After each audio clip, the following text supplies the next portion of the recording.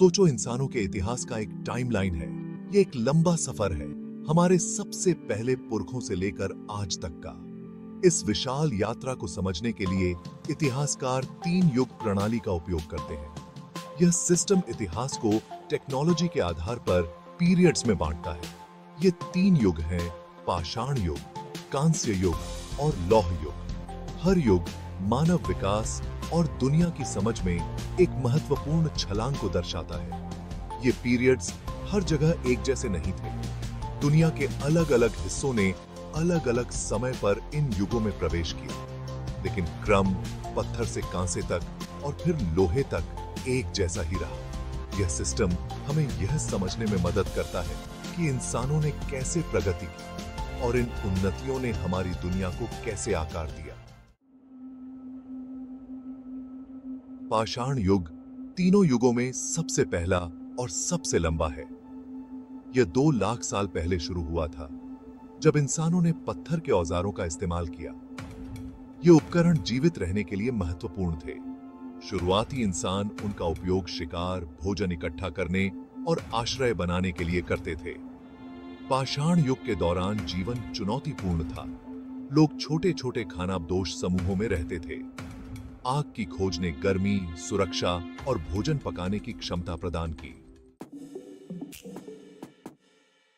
कांस्य युग ने मानव इतिहास में एक महत्वपूर्ण मोड़ को चिह्नित किया। लगभग 3300 ईसा पूर्व में मनुष्यों ने कांसा बनाना सीख लिया। कांसा, तांबा और टिन का एक मिश्र धातु पत्थर से अधिक मजबूत और टिकाऊ था। इस खोज ने उपकरण बनाने में क्रांति ला दी। कांसे के उपकरण अधिक नुकीले, अधिक कुशल थे और उन्हें फिर से आकार दिया जा सकता था, जो उन्हें खेती, शिकार और युद्ध के लिए आदर्श बनाते थे। कांसे के विकास ने अन्य क्षेत्रों में नवाचार को बढ़ावा दिया। हल के आविष्कार के साथ कृषि का विकास हुआ, जिससे बड़ी फसलें हुई और बसे हुए समुदाय बने। परिवहन भी उन्नत हुआ। पहिए और नाव के आविष्कार ने व्यापार और अन्वेषण को सक्षम बनाया, समुदायों को जोड़ा और ज्ञान का प्रसार किया। कांस्य युग में पहली सभ्यताओं का उदय हुआ। ये समाज अपनी संगठित सरकारों, जटिल सामाजिक संरचनाओं और कला और वास्तुकला में प्रगति के साथ कांस्य प्रौद्योगिकी की नींव पर बने थे। एक मजबूत धातु लोहे का युग आता है। लगभग 1200 ईसा पूर्व में एक नए युग की शुरुआत हुई, लौह युग। इंसानों ने लोहे को गलाना सीख लिया, एक ऐसी प्रक्रिया जो अयस्क से लोहा निकालती है। लोहा हालांकि काम करने में अधिक कठिन था, कांसे की तुलना में और भी मजबूत और प्रचुर मात्रा में था। इससे और भी अधिक टिकाऊ और कुशल उपकरण और हथियारों का निर्माण हुआ। लौह युग महत्वपूर्ण सामाजिक परिवर्तन लेकर आया।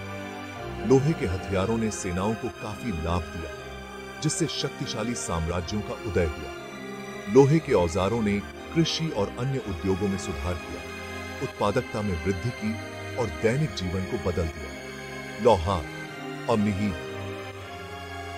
अपने लौहकारी के ज्ञान के साथ समाज के आवश्यक सदस्य बन गए। लौह युग में लेखन, कला और दर्शन में भी प्रगति देखी गई। ज्ञान और विचारों का प्रसार तेज हुआ, जिससे भविष्य की सभ्यताओं और तकनीकी प्रगति की नींव पड़ी। लौह युग उस दुनिया की दिशा में एक महत्वपूर्ण कदम का प्रतिनिधित्व करता है, जिसे हम आज जानते हैं। युगों का प्रभाव, हमारी दुनिया को आकार देना। पाषाण, कांस्य और लौह युग केवल इतिहास की किताब के अध्याय नहीं हैं। वे मानव विकास में महत्वपूर्ण मील के पत्थर का प्रतिनिधित्व करते हैं।